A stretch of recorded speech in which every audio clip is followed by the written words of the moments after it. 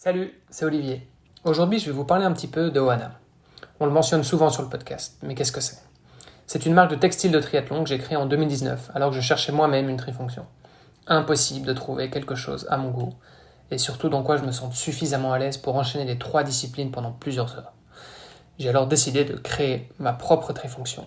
Puis je l'ai perfectionnée, et comme elle plaisait pas mal autour de moi, j'en ai créé une marque. Et avec le temps, la gamme s'est développée sur chacune des disciplines. La majorité des produits sont conçus avec des matériaux naturels ou recyclés en Europe. Alors si vous voulez tester la marque ou si vous êtes tout simplement curieux, rendez-vous sur www.ohana.boutique. La taille ne convient pas ? C'est pas grave, les retours et échanges sont 100% gratuits. Petite anecdote, la marque a été créée via une campagne de crowdfunding en 2020. Ça veut dire qu'on conçoit et on perfectionne chaque produit avec nos athlètes. Donc si vous avez des commentaires, des suggestions ou des questions, écrivez-moi sur la page contact du même site www.ohana.boutique. Ça s'écrit OHANA.boutique. Je serai ravi de vous lire. Et maintenant, place à l'épisode.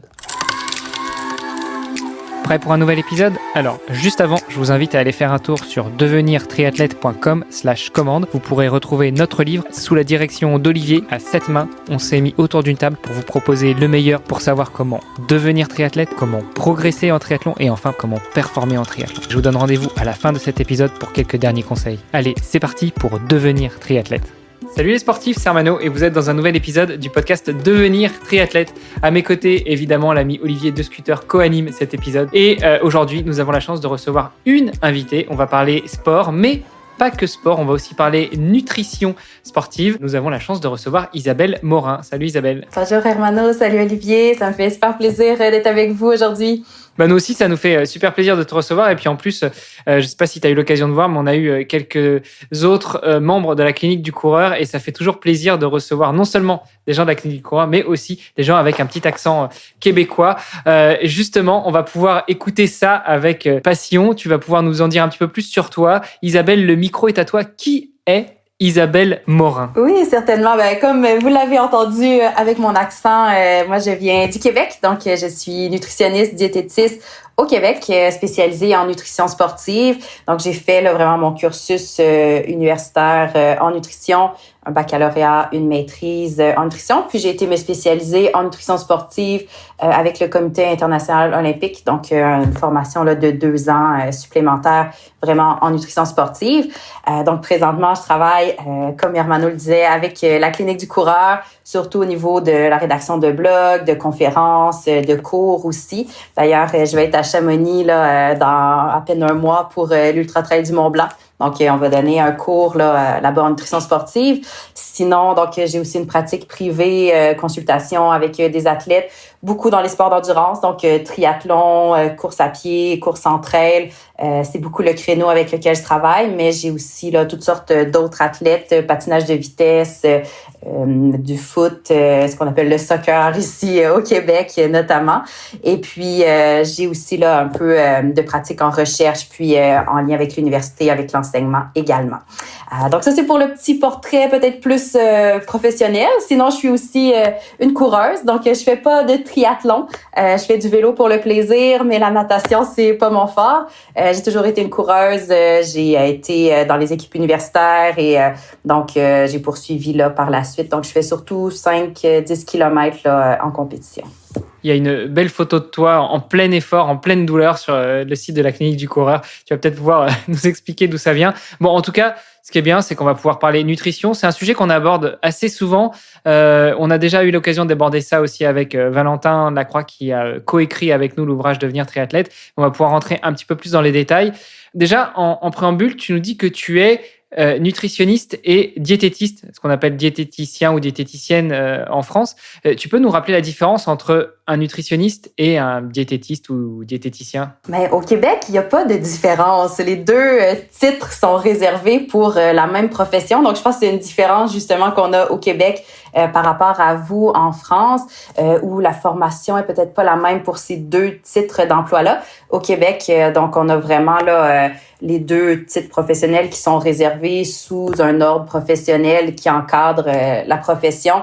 Et donc, on doit avoir fait le baccalauréat là, à l'université avec les stages pratiques pour pouvoir porter le titre de nutritionniste diététiste. Ce qui est encore différent, le baccalauréat au Canada. Exact. En France, c'est juste à la fin du lycée. Au Canada, en Amérique du Nord, ça sanctionne plutôt un diplôme universitaire. Exactement. Donc, nous, on a ce qui est peut-être l'équivalent de votre baccalauréat. Nous, c'est plus le cégep. Et par la suite, là, on va à l'université. Donc, ce que moi, j'appelle le baccalauréat, c'est une formation de 3 ans et demi en nutrition à l'université. Donc, ce que tu disais la distinction du coup entre diététicienne et nutritionniste. Je sais qu'en France, il y a une différence effectivement.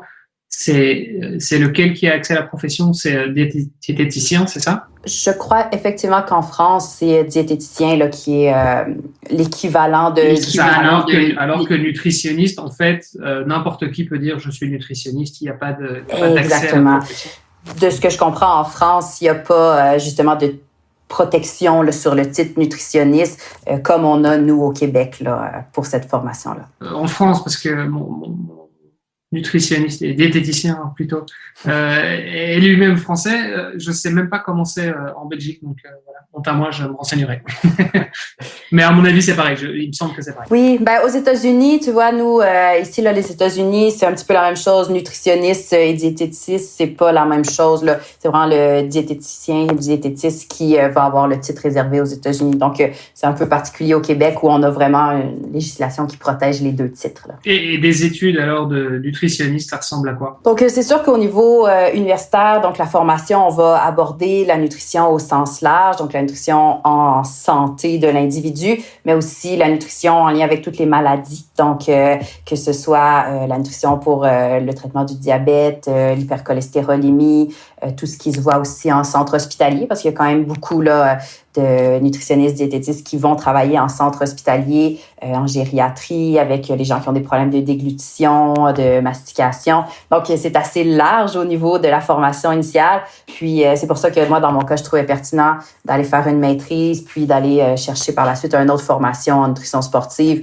pour avoir une spécialisation là, qui est un peu plus propre au sport comme tel. Et depuis le début, toi, tu savais que tu voulais faire la nutrition sportive? Non, ma maîtrise a été plus dans le domaine de la gestion du poids, des comportements alimentaires. Puis, ayant toujours été une athlète à travers tout mon cheminement là, universitaire, j'ai quand même toujours cru en la nutrition puis en l'effet que ça avait sur les athlètes. Puis bon, de fil en aiguille, j'ai eu quelques opportunités. Puis, j'ai vraiment décidé de me spécialiser là-dedans parce que ça faisait partie de ma vie personnelle aussi beaucoup, là. Et c'est quoi la grande différence entre la nutrition normale, entre guillemets, et la nutrition sportive? C'est sûr qu'il y a certaines bases qui sont les mêmes. Donc, un athlète doit manger tous les jours, manger équilibré aussi. Puis, souvent, c'est une pyramide que j'aime bien présenter hein, parce qu'il y a beaucoup d'athlètes qui pensent que le supplément magique va faire toute la différence dans leur performance. Et ça, c'est le petit sommet de la pyramide qui joue sur un 2-3% peut-être de la performance. Et à la base de la pyramide, j'ai toutes mes habitudes alimentaires quotidiennes. Donc, la plupart des recommandations pour la population générale de manger des fruits, des légumes, des grains entiers, ça reste vrai pour l'athlète aussi. C'est juste dans les proportions des nutriments où là, des fois, on va avoir des différences. Donc, c'est sûr que l'athlète qui a une charge d'entraînement élevée, nécessairement un besoin énergétique qui est plus grand.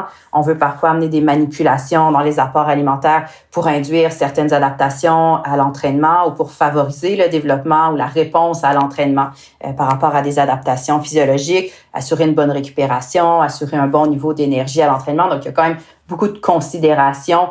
Plus la charge d'entraînement est élevée, par rapport à, par exemple, un athlète ou quelqu'un dans la population générale qui veut juste se tenir en forme, qui va s'entraîner quelques fois par semaine, qui n'aura peut-être pas les mêmes besoins là, à ce moment-là. En dehors de Valentin Lacroix, qu'on avait reçu sur le podcast à 2 reprises, on avait reçu aussi Sandra Zeffer, qui, elle, est micronutritionniste.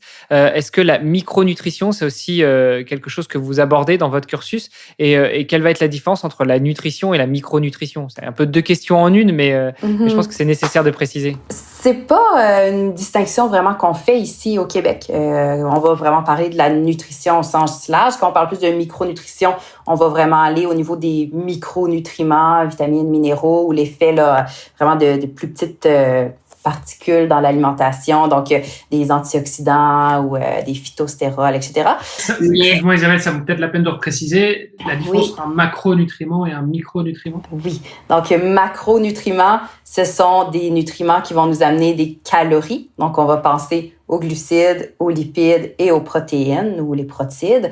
Et les micronutriments, ça va être vraiment les vitamines et les minéraux dont on a besoin en doses beaucoup plus petites que les macronutriments. Donc, quand on parle de micronutrition, on s'intéresse plus à ces micronutriments-là.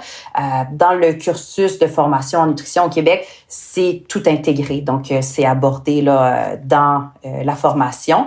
Par contre, oui, là, par exemple, avec la clinique du coureur, le cours qu'on donne, qui est le cours 1.8, est séparé là, en volet A, volet B. Dans le volet B, on va beaucoup plus loin dans tout ce qui est micronutrition, justement. Donc, un petit peu plus l'effet des micronutriments ou de certains nutriments sur la performance. Donc, oui, c'est des choses qu'on prend quand même en considération chez certains athlètes, des fois, quand on voit qu'on a besoin de pousser un petit peu plus loin là, les stratégies de nutrition pour aller chercher, par exemple, certaines adaptations. C'est marrant parce que j'ai travaillé à l'époque dans le domaine de l'agroalimentaire et en fait, les engrais chimiques se concentrent sur les macronutriments. Et donc qui sont le NPK, c'est azote, phosphore, potassium. Mais tu n'as pas, en fait, c'est uniquement ces macronutriments, mais tu n'as pas les micronutriments. Et en fait, c'est quelque chose parce qu'on travaille justement sur la gestion de la matière organique.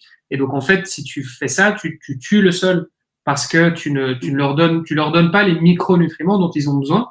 Donc potentiellement, ça va être un boost effectivement sur un laps de temps assez court, mais par contre sur le long terme tu vas tuer le sol en fait, tu vas appauvrir le sol et en fait c'est exactement la même chose avec le corps, c'est pareil, oui, si on fait juste lui donner des aliments ultra transformés qui contiennent beaucoup de gras, de sucre, puis bon peut-être un peu de protéines, oui je peux avoir un apport en macronutriments intéressant, mais de l'autre côté au niveau des micronutriments, puis juste de voir en fait le potassium dans toi ce que tu dis en agriculture, c'est considéré peut-être comme un macronutriment pour le sol, mais nous pour le corps humain, on va considérer que c'est un micronutriment, mais c'est un micronutriment super important dont une grande part de la population est carencée parce que justement on mange pas assez de produits d'origine végétale.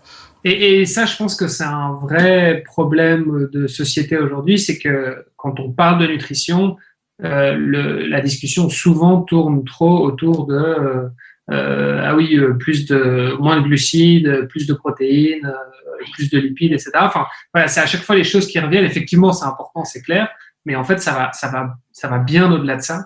Et donc, Puis souvent, on a tendance à parler de peut-être trop les nutriments, alors que finalement, on mange pas des nutriments, mais on mange bien des aliments. Donc, de parler de l'aliment en entier, c'est aussi quelque chose qui est important, qu'on oublie parfois un peu dans le discours nutritionnel. Donc, oui, c'est beau de dire tu as besoin de tel nutriment, mais comment je le transpose après ça en aliment? Et qu'est-ce que je fais dans mon assiette concrètement pour aller chercher les bénéfices de ces nutriments-là? Et de le prendre en capsule ou de le prendre dans un aliment, l'effet sera pas le même sur le corps non plus. L'assimilation, l'absorption, donc c'est de voir aussi toute cette interaction-là qu'il y a avec les aliments. Et même au-delà de ça, on parle aussi de fibres, on parle des légumes, je sais pas, tu prends des poireaux par exemple, c'est des légumes très fibreux. C'est quoi l'avantage de manger des fibres? Oui, donc les fibres alimentaires, on en distingue premièrement deux types. On a ce qu'on appelle les fibres solubles et les fibres insolubles. Les fibres solubles vont former un peu un gel, si on veut, lorsqu'elles sont hydratées. Si vous avez peut-être déjà pris des graines de chia pour les faire tremper dans de l'eau, la texture que ça donne, ça vient vraiment de l'effet des fibres solubles. Donc, les graines de chia sont riches en fibres solubles. Ces fibres-là vont être notamment intéressantes pour ralentir l'absorption des glucides, aider la gestion de la glycémie, aider aussi au niveau de la gestion des taux de cholestérol. Ce sont des fibres qui vont être aussi plus fermentées au niveau du microbiote intestinal, alors que les fibres de type insoluble vont vraiment aider au transit digestif. Donc, elles se dissolvent pas dans l'eau. C'est un peu comme si j'essayais de mélanger du foin dans de l'eau. Ça va toujours rester deux parties distinctes, mais vraiment au niveau du transit, ça va aider au niveau d'un transit équilibré. Et dans tous les cas, les fibres vont aider au niveau de la santé intestinale et on se rend de plus en plus compte que notre intestin n'a pas seulement un rôle de digestion et d'absorption, mais qui a des fonctions vraiment beaucoup plus importantes, qui sont aussi vraiment importantes à considérer pour un athlète. On peut penser notamment à tout ce qui est santé immunitaire, qui est très, très relié à l'intégrité du microbiote intestinal. Donc, le fait d'avoir un microbiote en santé, de bonne qualité, ça va inévitablement avoir un effet sur la santé de l'athlète et ultimement sur sa performance aussi. Donc, oui, manger des fibres, c'est important et même pour un athlète, là. Tout à l'heure, tu parlais d'aliments ultra transformés. Pour rester sur la présentation un peu plus générale justement de la nutrition et pas forcément rentrer encore dans le spécifique du sportif, quel est ton avis sur l'alimentation ultra transformée? Tu nous as déjà donné un petit peu un avant-goût en nous disant qu'on ne fait peut-être pas suffisamment attention à tout ce qu'il y a autour des nutriments et des micronutriments, en l'occurrence notamment les fibres et autres, mais en termes d'alimentation transformée, voire ultra transformée, déjà, est-ce qu'on peut la définir et quel est ton avis là-dessus, toi, en tant que professionnel de la nutrition? Il y a certains aliments transformés qui vont demeurer intéressants. Donc, il faut voir que du pain, du yogourt, par exemple, ce sont des aliments qui ont été transformés. Donc, des aliments qui sont minimalement transformés, mais qui sont faits à partir d'un nombre d'ingrédients limité, des ingrédients bruts, ça va rester des aliments intéressants. C'est surtout quand on arrive aux aliments ultra transformés qui sont généralement appauvris au niveau des nutriments parce qu'on va utiliser par exemple de la farine raffinée, on va utiliser beaucoup de sucre, on va utiliser des matières grasses de moins bonne qualité. Donc, c'est là où on va voir souvent l'huile de palme, l'huile de copra, donc des huiles qui autant pour l'environnement sont néfastes que pour la santé de l'individu aussi. Donc, c'est ces aliments-là qui sont souvent des aliments rapides, disponibles un peu partout facilement, qu'on va grignoter en collation entre les repas ou qu'on va se servir pour préparer un repas parce qu'on manque de temps. Et c'est là où, finalement, tout ce qui est très gras, très sucré, très salé, à long terme, ça va être beaucoup moins intéressant pour la santé, là. Alors, juste une question comme ça qui n'a pas forcément à voir, mais que penses-tu de l'huile d'olive versus les autres huiles? Moi qui suis d'origine méditerranéenne, j'ai tendance à beaucoup cuisiner à l'huile d'olive et je pense que ça peut être le cas de pas mal de sportifs qui ont un régime plutôt paléo. Qu'est-ce que tu penses de justement l'utilisation de l'huile d'olive dans l'alimentation d'un sportif? Moi, c'est l'huile que je vais recommander, l'huile d'olive. En fait, elle est riche en gras qu'on dit monoinsaturé. Donc, il faut voir que toutes les huiles, c'est du gras à 100%. Donc, elles ne vont pas se différencier par rapport à leur teneur calorique, mais plutôt par rapport à la qualité du type de lipides qui la composent. Donc, l'huile d'olive est beaucoup plus riche en gras qu'on va dire monoinsaturés, qui ont un profil intéressant, notamment au niveau de la santé cardiovasculaire. Et ça, c'est bien démontré. Et donc, c'est une huile qu'on devrait justement prioriser, un peu comme l'huile d'avocat qui pourrait aussi là être un équivalent. L'huile de colza aussi qui est un petit peu plus riche en oméga 3, qui peut aussi être un bon choix, au détriment des huiles de soya, d'arachide ou de coco qui sont beaucoup moins intéressantes. Il me semble qu'il y a aussi justement un aspect oméga qui est à prendre en compte. Il y a des huiles qui sont plus riches en oméga 3, il y a des oméga 6, des oméga 9. De manière générale, quand tu vas au restaurant ou enfin dans la cuisine de manière générale, on a tendance à utiliser beaucoup de l'huile d'olive, par exemple, qui est riche en oméga 6. 9. Oméga 9. Donc, ce qu'on dit gras monoinsaturés, quand je dis les gras monoinsaturés, c'est synonyme d'oméga 9, en fait. Alors que les oméga 6 et les oméga 3, ça, ce sont des gras qu'on dit polyinsaturés. Et dans l'alimentation, on a une consommation très, très élevée de gras de type oméga 6 et à l'inverse, une consommation assez pauvre en gras de type oméga 3. C'est bien qu'on a un déséquilibre entre ces deux types de matières grasses.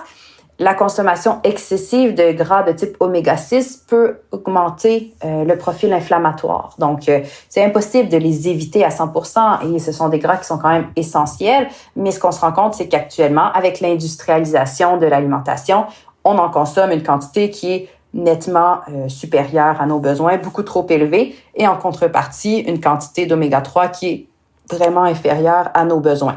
Pourquoi on consomme autant d'oméga 6? Donc, l'utilisation de certaines huiles qui coûtent généralement moins cher dans l'industrie, ça va beaucoup être des huiles riches en oméga 6, donc ça fait augmenter la teneur en oméga 6 de certains aliments transformés.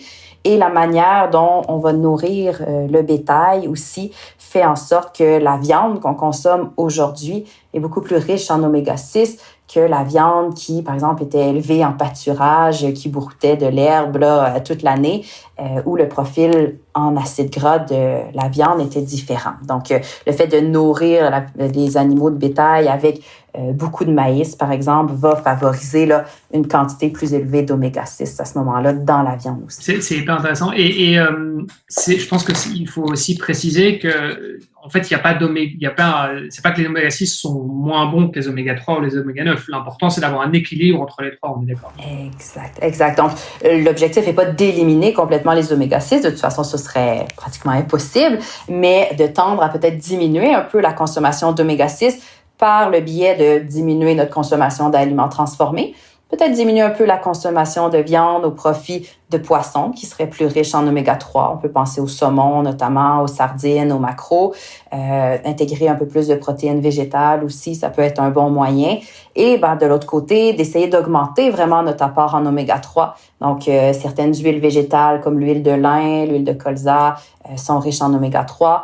Les graines de lin, graines de chia, noix de Grenoble, les poissons plus gras sont aussi des belles sources d'oméga-3. Donc, d'essayer d'aller vers ces aliments-là peut aider là, à rétablir un certain équilibre. Et question toute bête, 3 plus 6 égale 9, cuisiner du saumon avec de l'huile d'olive, avec une autre huile, ça fait pas de l'oméga 9, non? Non! En fait, cuisiner du saumon avec de l'huile d'olive, c'est un repas parfait. L'huile d'olive m'amène des oméga 9, mon saumon va m'amener des oméga 3. Somme toute, j'ai un apport qui est plutôt faible en oméga 6, donc c'est un repas qui est très, très bien, ça. Mais après, juste pour revenir sur les huiles, il y a des huiles aussi, on rentre dans un cours de cuisine, mais il y a des huiles qui sont aussi beaucoup moins résistantes aux chaleurs, aux températures élevées. Et l'huile d'olive est a priori une des meilleures huiles de cuisson. L'huile d'olive va bien tolérer la cuisson. Si je compare avec, par exemple, l'huile de lin, qui est une huile très riche en oméga 3, mais qui ne supporte pas la chaleur. Donc, on peut plus l'utiliser pour faire des vinaigrettes, par exemple. Après ça, l'huile d'olive, moi, je vous dirais, si vous voulez cuisiner avec l'huile d'olive, n'achetez peut-être pas une huile d'olive de première pression à froid, extra vierge. Vous allez de toute manière la chauffer. Donc, ça sert à rien de payer pour une huile qui a été pressée à froid. Donc, le fait de presser l'huile à froid, on va garder davantage de micronutriments, de vitamines, de phytonutriments qui vont être détruits par la chaleur. Donc, on peut se permettre d'avoir une huile qui est peut-être une huile d'olive un peu plus standard pour la cuisson, qui contient quand même des oméga-9, mais un petit peu moins de micronutriments. Et quand on est plus là, sur des préparations froides, une vinaigrette par exemple, là, on peut se permettre d'aller vers des huiles de meilleure qualité qui vont avoir un profil nutritionnel encore plus intéressant. Et tout ce qui est noix du Brésil, noix de cajou, etc., c'est des oméga-9? Oui, les noix vont contenir des oméga-9. Après ça, chaque noix va avoir un profil en acides gras qui est un petit peu différent. Je prends par exemple la noix de Grenoble qui va être quand même nettement plus riche en oméga-3 que la plupart des autres noix. Donc, chaque noix a un peu sa signature, mais globalement, les noix, de façon générale, sont reconnues comme étant favorables pour la santé cardiovasculaire, comme ayant un profil en acides gras qui est intéressant. Pour clôturer, du coup, le sujet sur les huiles, on va passer à un autre sujet, mais au plus une huile a une teneur en oméga-3 importante, au plus elle est fragile, entre guillemets, et donc au moins elle résiste la chaleur, et au plus il faut justement la conserver dans l'obscurité, dans le frigo, etc. Exact. Donc, plus l'huile va être riche en oméga-3, plus elle risque de rancir. Et une huile rance, finalement, c'est une huile qui est plus nécessairement intéressante du point de vue de son profil santé. Donc, les oméga-3, ce sont des acides gras qui sont beaucoup plus sensibles à la chaleur, à l'exposition à l'oxygène. Donc, c'est l'oxygène qui va faire oxyder une huile, à la lumière aussi. Donc, on peut garder, par exemple, une huile de lin au réfrigérateur dans un contenant hermétique, non exposé à la lumière, et puis essayer de la consommer rapidement. Donc, d'en acheter des plus petits formats, de renouveler plus rapidement. Puis, si on sent que notre huile a une odeur vraiment désagréable, elle est plus bonne. Et tu vois, finalement, c'est un sujet super intéressant, notamment pour les sportifs qui font attention à leur alimentation. Diversifier les huiles et puis savoir comment conserver les huiles. Je pense qu'il nous faudrait des fiches pratiques à la fin de cet épisode. Ah oui, tout à fait. Alors, tu parlais du régime paléo, mais c'était peut-être pas spécialement celui-là qui était riche en huile, mais c'est les régimes low carb, high fat, ou régime cétogène aussi, qui est assez similaire finalement. Et ça, c'est vrai que c'est des régimes qu'on voit beaucoup dans les sports d'endurance. Il y a une tendance, effectivement, vers ces régimes-là. Tendance qui n'est pas nécessairement supportée par la littérature scientifique, là, notamment pour tout ce qui est régime cétogène. On voit pas nécessairement que le fait d'adopter un régime cétogène va améliorer la performance. Donc, chez les athlètes de sport d'endurance, alors c'est quand même quelque chose d'être conscient aussi de c'est quoi vraiment la demande physiologique dans mon sport. Tout ce qui demande un certain niveau d'intensité élevée, c'est sûr que le corps à intensité élevée est beaucoup plus dépendant des glucides. Un athlète qui s'adapte à un régime paléo, on va voir quand même une augmentation de sa capacité à utiliser les lipides à un niveau d'intensité un peu plus élevé, mais généralement, ça va plafonner autour d'un 70% de la VO2 max. Donc, si je m'entraîne pour courir un demi-marathon, pour faire un triathlon olympique, de suivre un régime cétogène, ce sera pas intéressant parce que nécessairement, mon épreuve en compétition me demande d'aller à un niveau d'intensité plus élevé. Quelqu'un qui s'entraîne pour un Ironman, dont l'objectif est juste de compléter la course sans nécessairement avoir une performance particulière, ben oui, à ce moment-là, un régime qui est peut-être cétogène peut être réaliste. Je dis pas que ça va améliorer la performance, mais peut avoir un effet qui est peut-être moins délétère que chez l'athlète qui vise une performance à haute intensité. Bon, et puis après, quand on rentre dans des sports effectivement beaucoup plus endurance, si on prend du trail, de l'ultra-trail ou même de l'ultramarathon, j'imagine que là, ça revêt une certaine importance. Oui, ben en fait, après ça, moi, c'est toujours une question de préférence personnelle. Il y a des athlètes qui vont mieux tolérer ce genre de régime-là que d'autres. Faut voir que c'est un régime qui est très, très restrictif aussi dans le quotidien. C'est un régime qui est quand même considéré comme étant un peu plus déficient d'un point de vue nutritionnel. Donc, faut vraiment faire attention, être capable d'aller chercher tous les nutriments, micronutriments surtout, dont le corps a besoin pour pas développer des carences à long terme. Donc, faut quand même faire attention là, si on décide d'aller vers ça. Et c'est vraiment peut-être plus là, si on est dans de l'ultra-endurance, parce que si on est dans les sports plus dit d'endurance classique, je vois pas du tout la pertinence de ça. Il n'y a pas d'effet bénéfique, puis c'est même délétère pour la performance là, à un certain niveau d'intensité.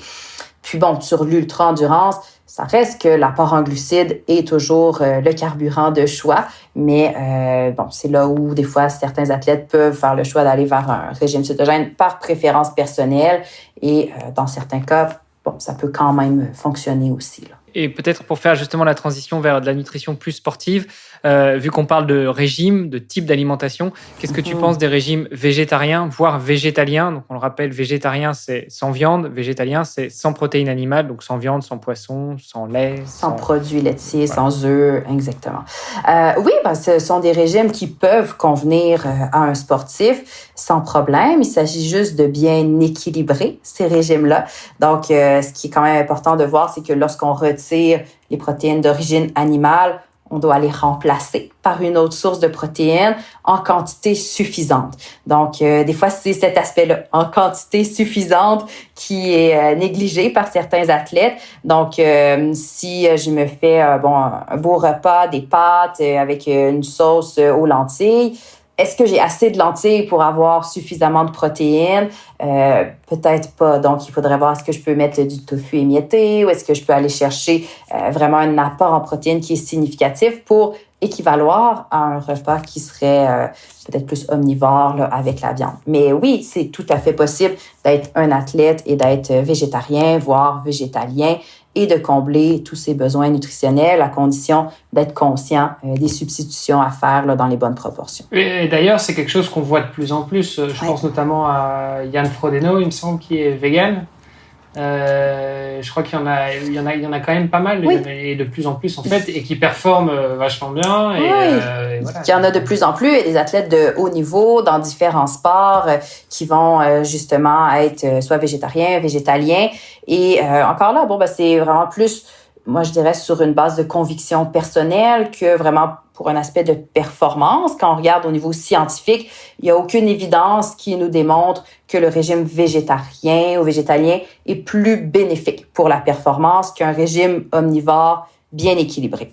Après ça, il faut voir parce que ça dépend c'était quoi notre régime omnivore et c'est quoi notre régime végétarien. Parfois, les gens, en faisant la transition vers un régime végétarien, se mettent à manger plus de légumes, plus de fruits, peut-être plus de grains entiers. Donc, se retrouvent avec une qualité nutritionnelle qui est plus intéressante qu'un régime omnivore avec peut-être plus d'aliments transformés. Donc, il faut faire attention qu'est-ce qu'on compare aussi. Mais à qualité égale, on n'aura pas plus de gains sur la performance. Par contre, un régime végétarien, c'est un régime qui, de base, est peut-être un petit peu plus riche en glucides qu'un régime omnivore parce qu'il y a beaucoup de sources de protéines végétales qui sont aussi des sources de glucides. Généralement, on va aller chercher un peu plus de produits d'origine végétale, des grains entiers, des légumineuses, donc des aliments riches en glucides. Et on sait quand même que les glucides, pour un athlète d'endurance, c'est un nutriment qui est important et à mesure que la charge d'entraînement augmente, on veut venir augmenter l'apport en glucides. Donc, dans ce contexte-là, un régime végétarien, c'est tout à fait intéressant. Oui, parce que du coup, effectivement, il y a peut-être un piège à éviter, c'est de dire, voilà, je vais devenir végétarien et donc du coup, j'achète des produits, parce que ça se voit de plus en plus, des produits, des plats préparés, végétariens, des croquettes et des trucs. Mais en fait, voilà, ça reste des plats préparés, enfin, de la nourriture transformée, quoi. Exact. Donc, de manger des croquettes de poulet végétariennes, d'un point de vue qualité nutritionnelle, la poitrine de poulet qui est pas transformée va rester plus intéressante. Donc après ça, il y a peut-être des convictions personnelles d'éthique ou d'environnement qui font qu'on veut aller vers le végétarisme. Mais si on décide d'aller vers le végétarisme, au moins choisissez des aliments qui ont aussi une qualité nutritionnelle intéressante. Donc d'éviter les aliments ultra transformés, les simili, charcuteries végétales. Il n'y a pas tant de protéines que ça. Il y a beaucoup d'additifs, de sel, d'ajouts d'aliments qui, finalement, sont pas si intéressants d'un point de vue nutritionnel. Donc, des fois, on est mieux avec le vrai aliment que son substitut végétarien d'un point de vue qualité nutritionnelle. Donc, il s'agit aussi de faire des bons choix d'aliments. Si je vais vers du tofu, des légumineuses, une protéine végétale de soya, là, je suis sur des aliments de bonne qualité et il n'y a aucun problème, là. Et tu parlais tout à l'heure, tu disais que il y a aucune preuve scientifique que le régime végétarien ou végétalien permettait plus qu'un régime classique équilibré d'avoir de meilleures performances. Est-ce qu'en revanche, il y a un gain certain sur la récupération? Moi, voilà, pour parler de mon cas personnel, ça fait 2 ans et demi que je suis végétalien. J'ai juste gardé un petit peu de produits laitiers, de fromage en l'occurrence. Et j'ai noté très rapidement une meilleure qualité de récupération après des entraînements, surtout des entraînements assez intensifs. J'ai noté aussi moins de sensation d'être ballonné, moins de sensation d'être gêné, plus de facilité à aller m'entraîner et notamment courir après avoir mangé, ce que j'avais plus de mal à faire avec un régime classique où je mangeais un morceau de viande ou un morceau de poisson, de bonne qualité toujours. Et j'ai découvert aussi, enfin j'ai redécouvert aussi les saveurs de certains aliments. Est-ce que ça, à ton niveau, toi, de nutritionniste, de scientifique, de professionnel du secteur, tu valides que ces points-là sont des points qui sont souvent mis en avant d'un point de vue d'un régime végétarien ou végétalien, et notamment l'aspect récupération post-entraînement?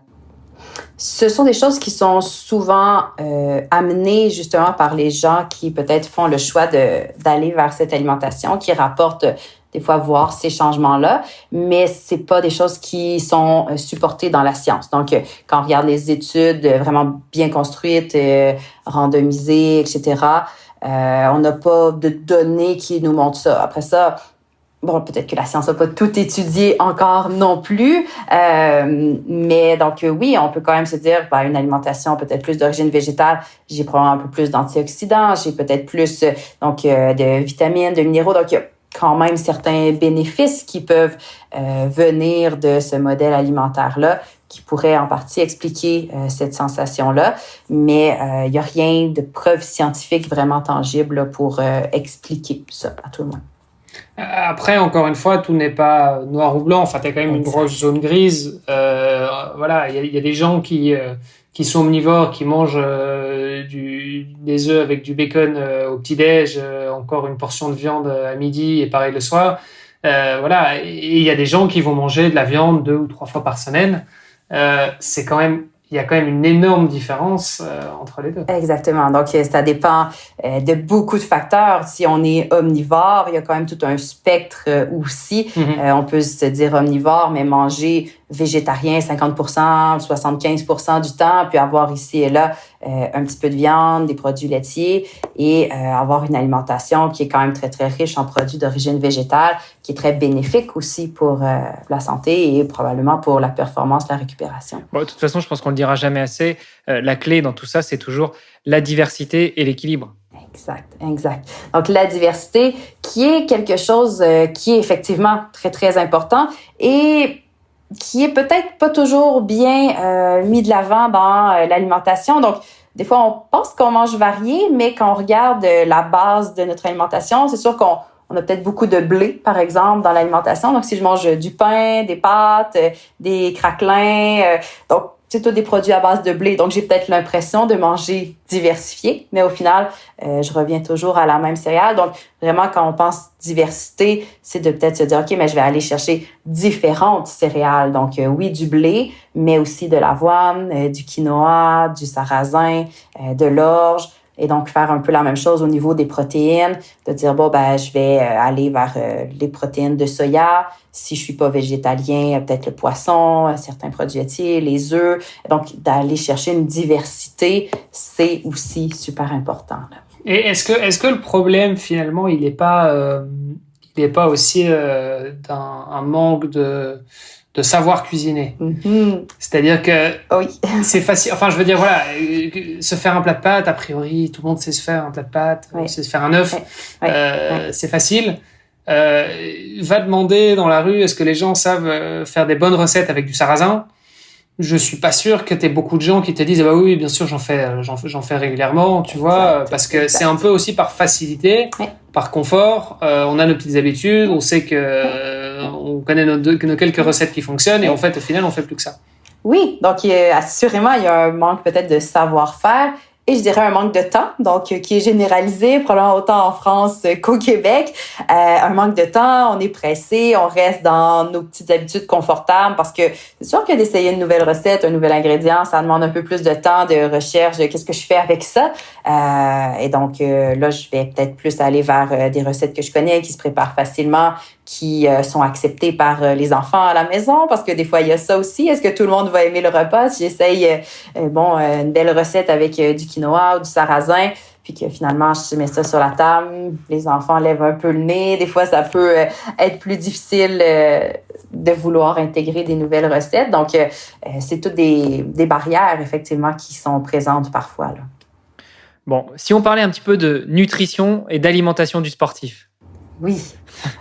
Alors déjà, est-ce qu'on peut définir ce que c'est que l'alimentation du sportif ou la nutrition du sportif? Quelles sont les spécificités par rapport à une alimentation classique pour des sédentaires, pour des gens qui se baladent un petit peu mais qui ne font pas véritablement du sport? Quelle est la spécificité de l'attention nutritionnelle apportée pour les sportives et les sportifs? Oui, c'est sûr que dès lors qu'on parle d'une charge d'entraînement qui est un petit peu plus élevée, d'objectifs peut-être de performance, on veut que notre alimentation vienne supporter cet entraînement-là ou cette charge d'entraînement-là.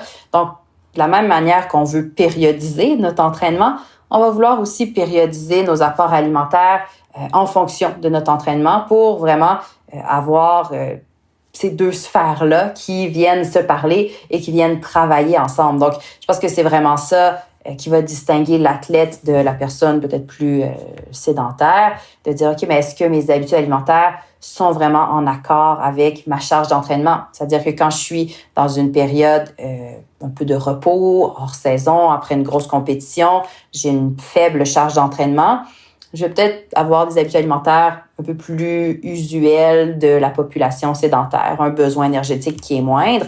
Et quand je suis dans une grosse phase d'entraînement avec donc beaucoup de volume, assurément, je veux aller chercher un apport calorique total plus élevé pour supporter ces besoins-là.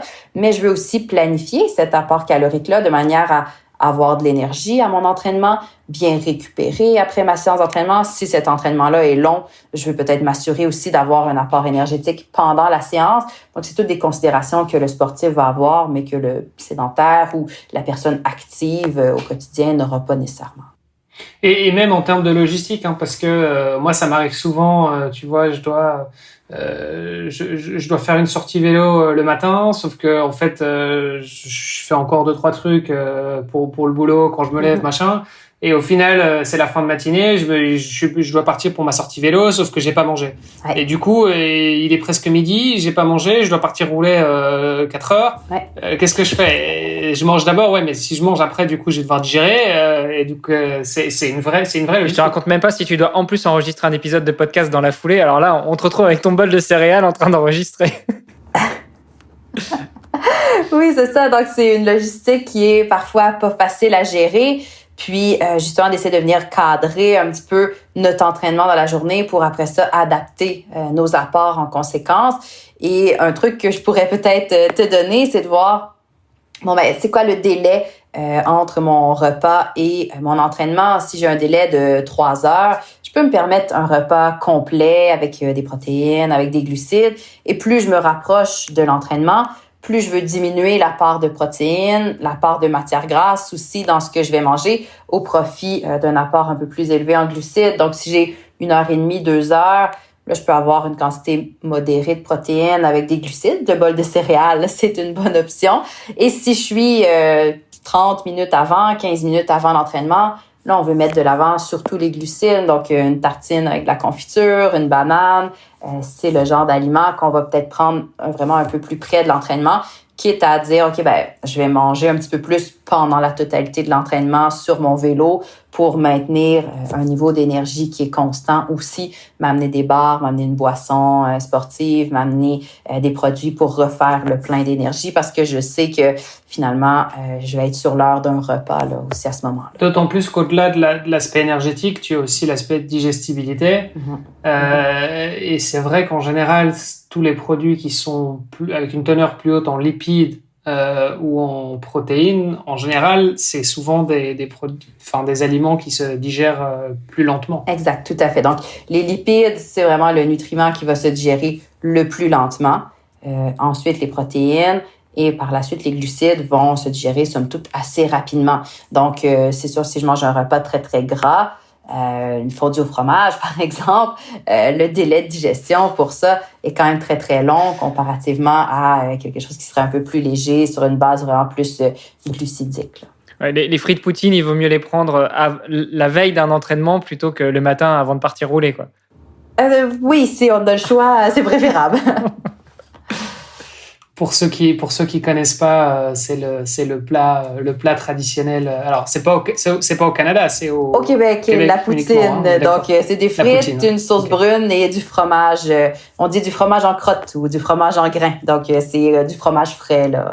C'est du fromage fondu quoi sur un paquet de frites. C'est pas fondu là, c'est comme des grains de fromage si on veut. Oui, mais les frites sont chaudes. Oui, mais le fromage fond pas. Le fromage fond pas? Oh, il reste en grains. J'en ai mangé, hein, donc mais bon, ça remonte. Faudrait que j'y retourne. Mais qu'est-ce que j'allais dire? Il y a aussi pour moi, il y a vraiment moi, c'est un problème que j'ai, c'est que j'oublie de manger parfois. Parce que je suis en train de bosser, parce que je suis occupé, parce que j'enchaîne les réunions les unes après les autres.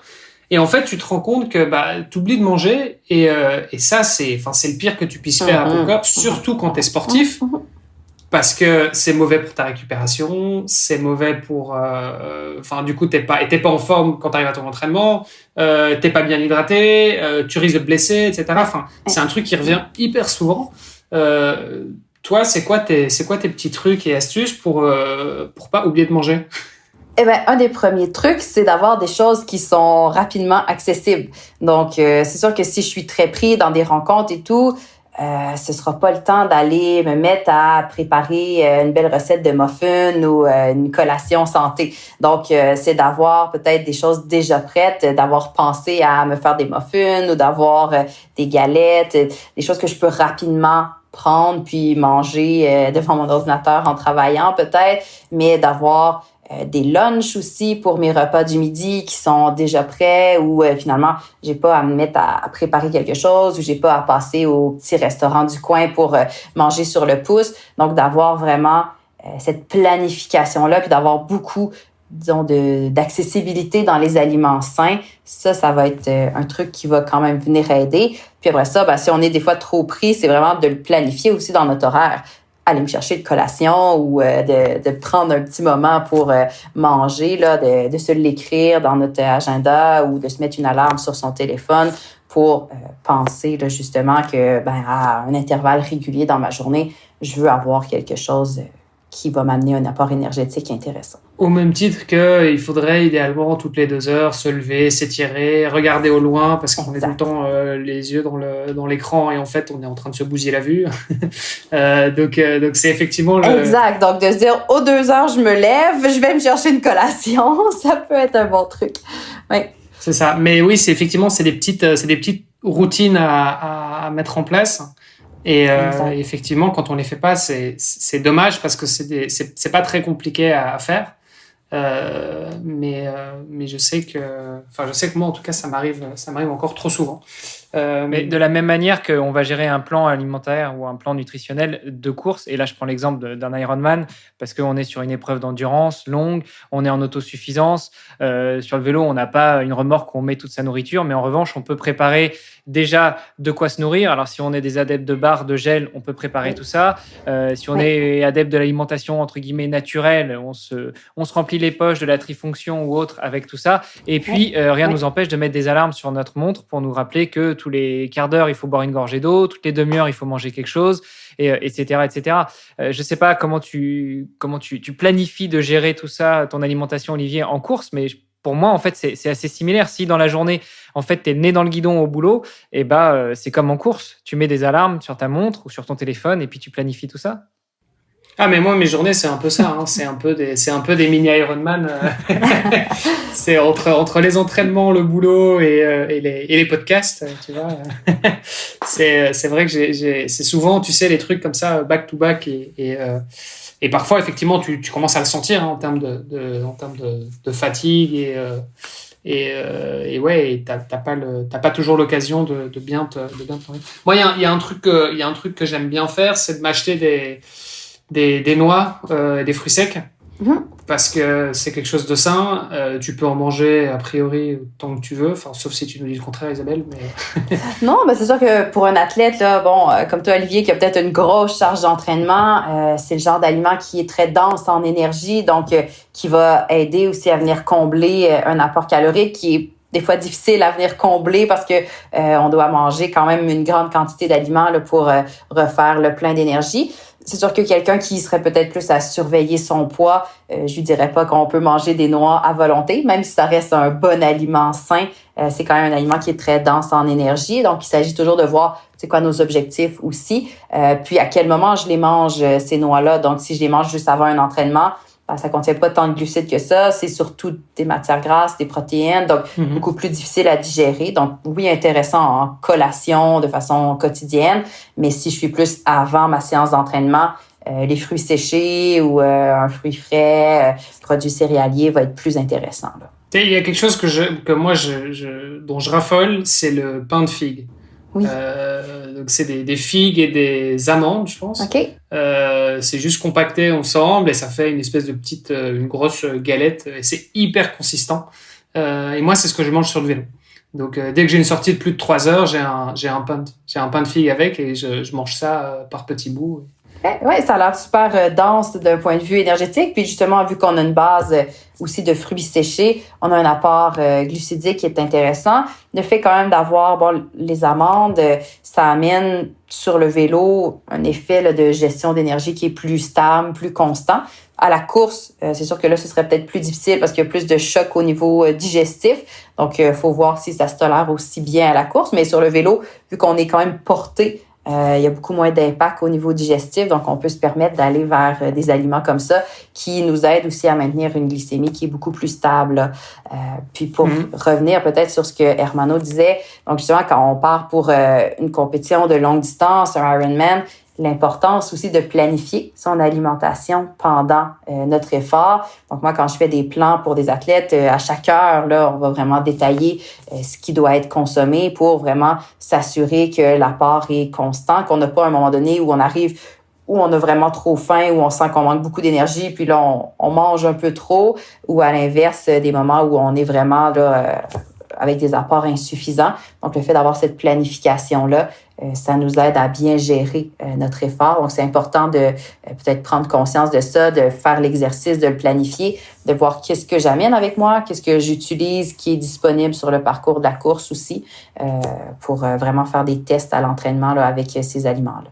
Alors, pour rentrer un petit peu plus dans le détail de la planification, je sais que chaque personne va être spécifique, chaque cas va être bien spécial, mais si toi, tu devais donner un conseil à quelqu'un qui doit s'alimenter sur Ironman, déjà, qu'est-ce que tu pourrais lui conseiller comme plan nutritionnel et surtout, quel type d'aliment? J'imagine, comme tu l'as dit, sur le vélo, on va pas avoir la même alimentation que sur la course à pied. Bon, la natation, passons. De toute façon, la natation, ça paraît difficile de s'alimenter, mais Exact. Voilà. Qu'est-ce que tu fais, toi, avant le départ? Qu'est-ce que tu fais, enfin, plutôt, qu'est-ce que tu conseilles à tes athlètes de faire une fois qu'on sort de l'eau, une fois qu'on est sur le vélo? Pendant combien de temps? À quelle fréquence? Et pendant la transition vélo-course à pied? Et puis encore après, pendant la course à pied? Et, bien sûr, en récupération, une fois qu'on a passé la ligne. Parce qu'on a souvent tendance à l'oublier. On se dit, ça y est, on a passé la ligne. Un bon burger frites ou un bon steak frites. Mais ça fait peut-être partie de l'alimentation idéale, non? Oui, en effet. Donc, c'est sûr que, bon, avant le départ, de prévoir quand même un petit déjeuner dans ce qu'on est habitué de manger avec un délai suffisant pour la digestion. Et on peut prévoir quand même un apport en glucides, là, un peu comme en ration d'attente, là. Donc, soit une boisson glucidique qu'on va boire dans l'heure ou les 45 minutes avant le départ. Sinon, peut-être plus un gel énergétique là, qu'on va prendre 10-15 minutes avant le départ. Et évidemment, bon, pour le volet natation, on mange pas là, sur cette section de course-là. Et pour le Ironman, ben, tout se joue un peu sur le vélo. Donc, si on mange pas assez sur le vélo, on est un peu foutu, là, on rattrapera jamais ce déficit énergétique-là à la course à pied. Donc, c'est vraiment important d'avoir une planification nutritionnelle sur le vélo qui est optimale. Et généralement, c'est là où on peut aussi essayer d'aller chercher un apport énergétique un petit peu plus élevé parce que la tolérance est généralement un petit peu plus facile sur le vélo qu'à la course à pied. Donc, d'essayer d'intégrer une bonne part de glucides et un petit peu de protéines aussi pour aller chercher un effet quand même rassasiant.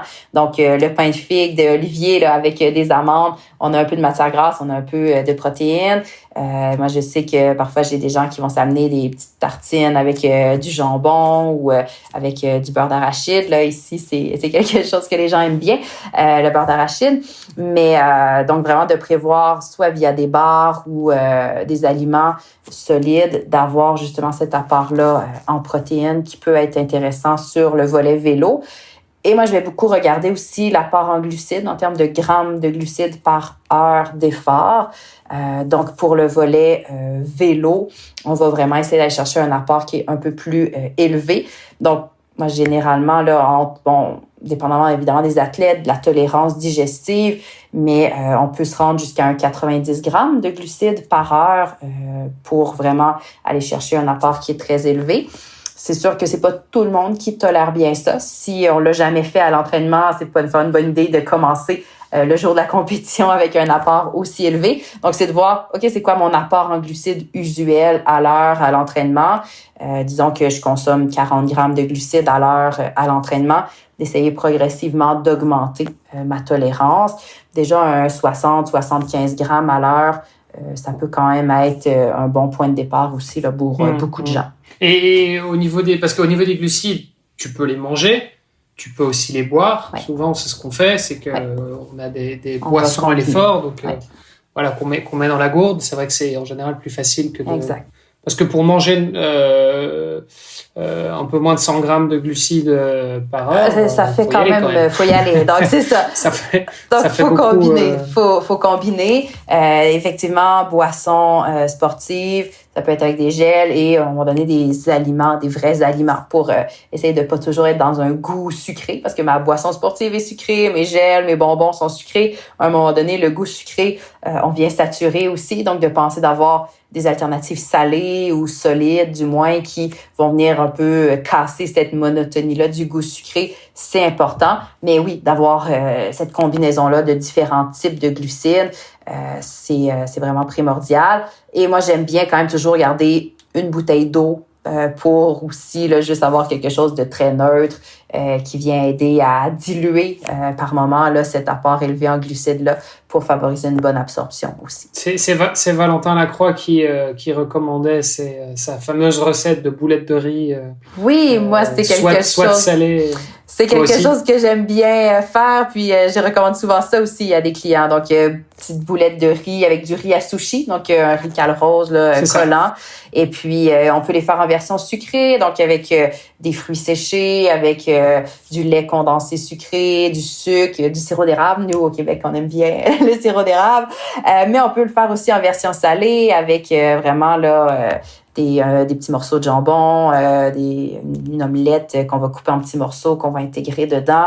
Donc, ça nous permet d'avoir un apport en protéines aussi. Et le riz, c'est très, très digeste. Donc, c'est une belle source de glucides qui va se digérer facilement et qui, finalement, le riz cuit dans l'eau. Donc, il va absorber 3 fois son volume d'eau. Donc, d'un point de vue digestibilité, c'est beaucoup moins dense en glucides qu'un gel énergétique. Donc, la tolérance digestive, généralement, est beaucoup plus facile dans ce type d'aliment-là. Oui, moi je les faisais avec du beurre de cacahuète et d'une part, et d'autres avec de la confiture. Donc, oui. Ou avec du bouillon de poulet. Donc, c'était les trois recettes de base. Je voulais réagir juste sur 2 petites choses. La première, c'est que tu dis qu'effectivement, c'est peut-être pas une très bonne idée de tester en compétition quelque chose qu'on n'aura pas forcément testé à l'entraînement. Ça, on le dit, on le répète quasiment à tous les épisodes. On ne teste jamais en compétition, que ce soit l'alimentation, que ce soit le matériel, les chaussures, les tenues. On ne teste rien en compétition déjà. Et puis, je voulais apporter un petit tips que j'ai entendu avec des copains qui sont ultra trailers, notamment au niveau de l'hydratation. Alors, tu me diras ce que tu en penses, mais c'est vrai que quand on se rend sur des courses plutôt longues et où il fait plutôt chaud, la petite fiole d'huile essentielle de menthe poivrée, on en met une goutte dans un bidon et l'avantage, c'est que même avec une eau qui aura un petit peu chauffé, alors quand on fait de l'Ironman, on fait 3, 4, 5, 6 heures sur le vélo, avec une eau qui aura un peu chauffé, on aura toujours cette sensation de fraîcheur et ça peut être aussi pas mal en course à pied. Et je pense que ça permet aussi de couper, de casser le goût, que ce soit un goût sucré ou un goût salé, avec cette sensation de fraîcheur. Je sais pas ce que t'en penses, toi, en tant que nutritionniste. Oui, ça peut être une bonne idée. Puis il y a même certaines études scientifiques qui ont été aussi faites là, dans justement ces contextes-là de température très chaude. Est-ce que l'utilisation des fois de la menthe poivrée comme ça peut venir aider? Puis oui, finalement, l'effet, c'est surtout un effet de perception. Donc, l'effet rafraîchissant de la menthe là, qui va nous donner cette impression-là de fraîcheur, même si notre eau est rendue très, très chaude. Donc oui, ça peut être justement sur du très long, quand on sait que nos bidons vont être à la chaleur, au soleil, vont chauffer. Ça peut être une idée intéressante. Vas-y, je t'en prie, Olivier. Non, j'étais étonné de t'entendre dire qu'il y a des gens qui faisaient un Ironman en 3 heures sur le vélo. J'ai pas forcément précisé si c'était un half ou si c'était un full. Je trouvais ça plutôt impressionnant. C'est quand même une bonne performance, ça, 3 heures pour le vélo. On parlait un petit peu de snack aussi tout à l'heure. Quand tu es en préparation, est-ce que tu conseilles de manger des snacks, donc manger un peu toute la journée, ou bien est-ce que tu conseilles plutôt de garder les trois repas principaux? Parce que on a entendu les deux. De manière générale, pour la plupart de la population qui est malheureusement sédentaire, Ouais. on a tendance à dire ne grignotez pas, mangez bien vos 3 repas aux heures, etc., pour respecter votre horloge biologique et les phases de digestion, etc. Par contre, pour les sportifs, en général, on entend plutôt, non, il faut que vous mangiez toute la journée, faut pas attendre d'avoir faim, faut manger. Ça dépend encore toujours du niveau d'entraînement, de la charge d'entraînement qu'on a. Donc, c'est sûr que si on a une charge d'entraînement très, très élevée, un besoin énergétique très élevé, juste 3 repas par jour, c'est probablement pas suffisant. Faut faire attention avec le grignotage parce que des fois, la qualité des aliments qu'on grignote est moindre que la qualité des aliments qu'on va mettre dans notre assiette dans le cadre d'un vrai repas. Donc, moi, je vais quand même toujours encourager les gens à prendre leurs 3 repas par jour et à venir intégrer des collations de bonne qualité. Au niveau de la récupération, notamment au niveau de l'apport en protéines, donc on se rend compte quand même que la récupération musculaire, oui, on a notre fameuse fenêtre métabolique tout de suite après l'entraînement, mais on a aussi quand même une récupération qui se poursuit dans les 24-48 heures qui suivent un gros entraînement. Et pour optimiser cette récupération musculaire-là, on va avoir une répartition de notre apport en protéines qui est constante à travers la journée. Donc, d'éviter d'avoir un repas où on a un méga apport en protéines et le reste de la journée, grignoter des aliments qui en contiennent très, très peu. Et donc, pour maximiser cette récupération-là, on se rend compte que vraiment le fait d'avoir 4 prises alimentaires dans la journée qui contiennent un apport en protéines d'au moins 25-30 grammes, là, donc généralement on va viser autour d'un 30 grammes de protéines, c'est vraiment là où on va avoir un effet optimal là, sur la récupération. Donc oui, d'avoir peut-être un peu plus de repas, puis de venir s'assurer de fractionner les apports pour que l'assimilation soit optimale, puis qu'on utilise vraiment tous les nutriments qu'on donne au corps, c'est important, mais il faut s'assurer aussi que la qualité de ce qu'on grignote entre les repas, elle est au rendez-vous aussi. Là. Évidemment. Tu parles de 4 fois 30 grammes de protéines pour les phases de récupération. Alors, comment est-ce qu'on fait pour mesurer les grammes de protéines ? C'est dans le poulet, on sait qu'il y a autant de grammes de protéines par 100 grammes de poulet, c'est quelque chose comme ça? Oui, donc en fait, c'est sûr que tout ce qui est aliment qui a une étiquette de valeur nutritive, on peut se référer à l'étiquette, c'est facilitant. En général, quand il y a ces étiquettes-là, ce sont des aliments transformés, donc c'est peut-être... C'est déjà mauvais signe. Oui, en fait, je sais pas, vous, en France, là, comment c'est. Nous, quand même, tous les aliments emballés vont avoir cette étiquette-là. Donc, des fois, le yaourt, le lait, les noix vont aussi avoir un tableau de la valeur nutritive. Donc, ça reste des aliments qui sont intéressants. Souvent, on est plus bon sur la viande où là, on n'a pas le tableau comme tel. Donc, de voir à peu près un 100 grammes de viande va m'amener autour d'un 25-30 grammes de protéines dans la plupart des coupes de viande maigre là, que je peux aller chercher. OK. Quand tu dis les viandes maigres, c'est quoi? C'est des viandes blanches, de volaille? Donc, ça peut être une viande rouge aussi. Donc, on serait par exemple sur une poitrine de poulet, sur un filet de porc, sur des coupes de bœuf, mais dans les parties plus maigres là, de la viande à ce moment-là. D'accord. Et pour les végétariens, du coup, ou les végans ou végétaliens? Donc, pour vous donner un peu une idée, au niveau des légumineuses, un 3/4 de tasse, là, ce qui serait autour de 175 millilitres de lentilles ou de haricots. Donc, on aurait là autour d'un 11 à 15 grammes de protéines, dépendamment de la légumineuse là, à ce moment-là. Donc, on est plutôt sur 500 grammes de légumineuses pour avoir 30 grammes de protéines. Ça prend assurément là, un apport un peu plus élevé au niveau des légumineuses. Si je prends au niveau du tofu, donc un tofu là, ferme ou extra ferme, dépendamment du procédé de fabrication, mais pour 100 grammes, on va quand même se rapprocher là, d'un 17 à 20 grammes de protéines. Bon, je garderai cette séance pour la partager à mon épouse qui me dit toujours que mes assiettes sont trop grosses. Mais non, c'est parce qu'il faut que je compense. Ah, c'est pour ça. Mais c'est sûr que la densité énergétique d'une alimentation végétarienne est plus faible. Donc, nécessairement, pour combler notre besoin calorique, notre besoin en nutriments, on va peut-être avoir besoin d'aller chercher un peu plus d'aliments sur un régime végétarien que sur un régime omnivore, là, en termes de volume dans l'assiette. Tout à l'heure, on parlait de l'alimentation transformée, enfin des aliments transformés. Le tofu, tu mets ça dans la case des aliments transformés ou parce que c'est des aliments fermentés en fait. Pas sur les arbres. C'est un aliment transformé un peu au même titre que le fromage. D'accord. Donc c'est pour ça tantôt que je disais il y a quand même un certain nombre d'aliments transformés qui sont très intéressants d'un point de vue nutritionnel. C'est vraiment quand on tombe dans le ultra transformé où là on perd vraiment tout l'intérêt nutritionnel, mais dès lors qu'on a un aliment qui est, on va dire, minimalement transformé ou qui est juste transformé pour en faire un nouvel aliment, mais avec une liste d'ingrédients très courte. Je pense au pain, au fromage, au tofu. Ça reste des aliments qu'on peut très bien inclure là, au quotidien. OK.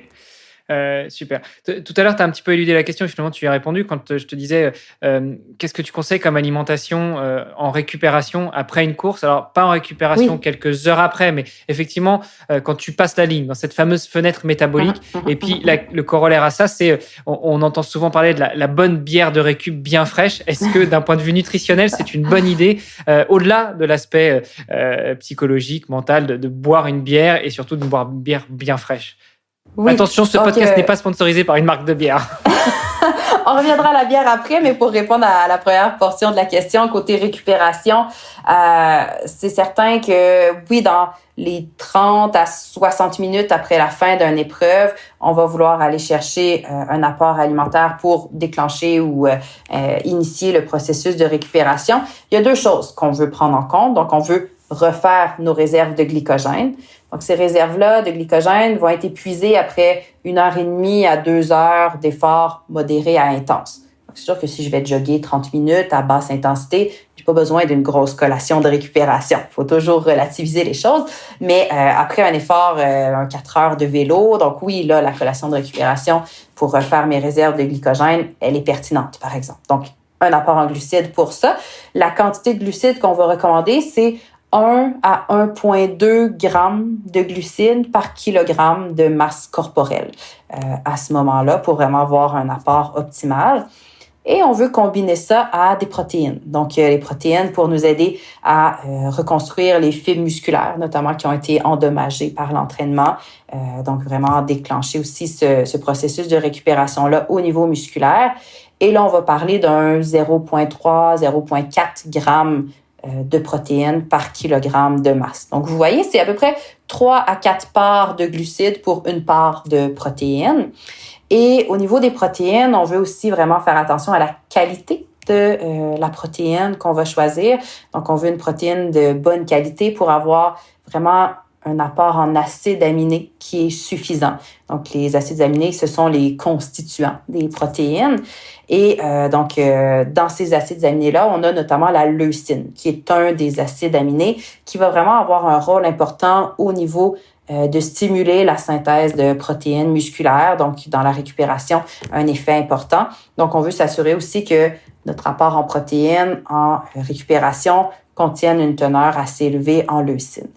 Dans beaucoup d'études scientifiques, on utilise la protéine de lactosérum, la whey, qui est finalement une protéine en poudre là, qu'on utilise beaucoup en récupération, qui a justement un profil intéressant au niveau des acides aminés essentiels, au niveau de la leucine et qui va justement avoir un rôle sur la récupération intéressant. Donc, avec un 20-25 grammes de protéines de lactosérum, on a là une quantité suffisante d'acides aminés essentiels, de leucine pour maximiser cette récupération-là. Si je vais avec une protéine de soya, ça me prend plutôt 40 grammes de protéines de soya pour atteindre les mêmes dosages en leucine, par exemple, pour stimuler là, au maximum ma récupération. Donc, il y a aussi cette notion-là de qualité, de composition de ma protéine qui est importante à prendre en compte. Donc, ça, c'est pour l'aspect peut-être plus récupération. Comme je dis, dans la fenêtre là, métabolique d'un 30 à 60 minutes après l'effort. Et puis, donc, pour peut-être répondre sur la partie bière de la question. Donc, c'est sûr que l'alcool, c'est un diurétique. Donc, finalement, consommer une grande quantité d'alcool nous déshydrate, ce qui est peut-être pas souhaitable en récupération après un effort où on a déjà transpiré abondamment. C'est sûr que la quantité d'alcool dans une bière est relativement plus faible que dans du vin. Donc, un peu moins pire. On a une grande quantité de liquide quand même par rapport à la quantité d'alcool. Mais ça reste que c'est peut-être pas la meilleure option. D'y aller vers une bière sans alcool peut peut-être être intéressant parce que ça reste que oui, il y a quand même des glucides dans la bière, mais c'est plus la partie alcool qui est non nécessaire, non souhaitable là, en récupération immédiate. Mais bon, après, il y a toute cette notion de plaisir là aussi qui est à prendre en compte. Un petit verre de bière en récupération, c'est peut-être pas la fin du monde non plus. Alors là, on parle de mesures, ce qui est hyper intéressant parce qu'effectivement, c'est En fait, j'ai l'impression que la plupart des sportifs savent, oui, la récupération, j'ai entendu dire qu'il fallait que je prenne des glucides et des protéines. Mais en fait, entre prendre, je sais pas, manger une banane, par exemple, avec un peu de beurre de cacahuète, parce que je sais que ça, c'est en général bien consistant et que ça va vite et voilà, c'est facile. Mais est-ce que si je fais ça, c'est suffisant ou est-ce que j'ai vraiment besoin de manger un gros plat? Parce que là, tu parles quand même de... Ouais, c'est des apports significatifs, là, quand même. Ouais, là, on parle quand même d'un vrai repas. Alors, c'est après l'effort.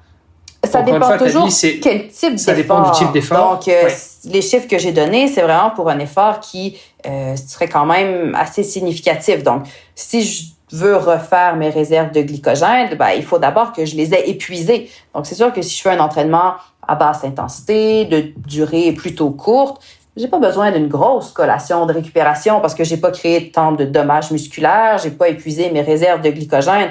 Donc là, si je reviens, oui, ma banane au beurre de cacahuète, ça peut être amplement suffisant si j'ai un peu faim, puis je vais aller chercher quelque chose. Mais si je reviens d'une très, très grosse séance, donc je sais pas si tu fais des fois un 4 heures de vélo que tu enchaînes avec 1 heure de course, là, des fois, vous allez faire ça aussi en triathlon, des blocs comme ça. C'est sûr que là, j'ai eu une dépense énergétique qui est pas mal plus importante que d'aller courir 45 minutes. Donc, faut voir aussi c'est quoi l'entraînement que j'ai eu, c'est quoi la dépense que j'ai eue pour avoir une collation qui est en conséquence. Je dis collation, mais effectivement, ça peut être un repas aussi de récupération.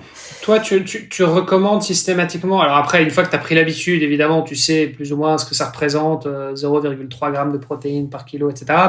Mais tu recommandes aux gens de le mesurer, de regarder les étiquettes, etc. et de se dire, voilà, je prends autant, de mesurer je sais pas, les grammes de yaourt que tu vas mettre dans ton bol. Ça va tourner autour de 20-25 grammes de protéines pour la plupart des gens.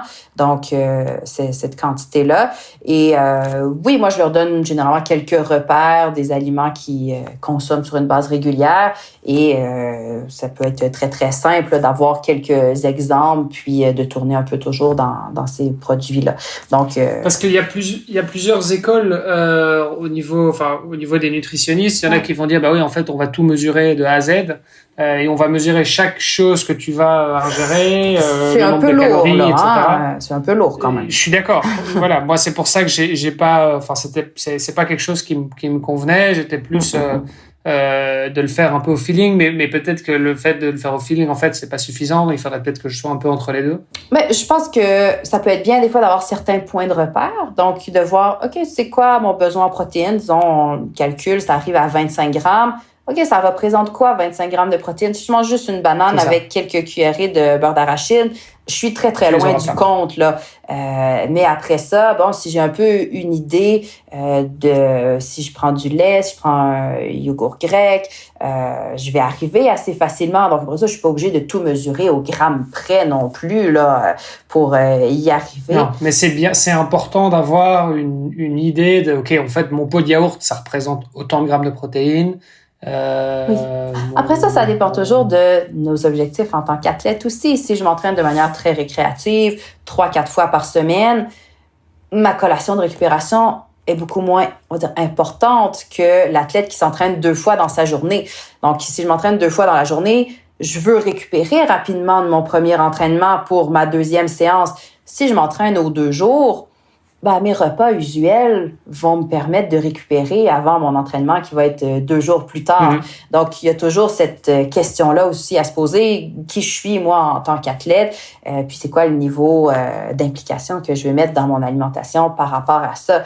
Et même si je suis un athlète de très, très haut niveau, je pense pas que ça vaut la peine nécessairement de toujours tout peser, mesurer au gramme près. Ça amène quand même une lourdeur puis une préoccupation, une restriction même par rapport à l'alimentation qui est pas toujours saine. Donc, on veut pas nécessairement être toujours dans ça, mais c'est de peut-être reconnaître les moments où c'est plus pertinent de le faire. Si je vais aller chercher vraiment une récupération optimale parce que je sais que je retourne m'entraîner plus tard dans la journée ou le lendemain matin puis je veux être vraiment en forme pour cet entraînement-là, peut-être que là, je vais y avoir une petite conscience de plus à m'assurer d'aller en chercher suffisamment dans ma collation de récupération et sur mes repas, de garder plus en tête des proportions à respecter dans l'assiette, d'écouter mes signaux de faim, de satiété pour balancer ma journée au complet, mais de peut-être pas toujours être dans le calcul. Moi, j'aime bien utiliser justement des proportions dans l'assiette.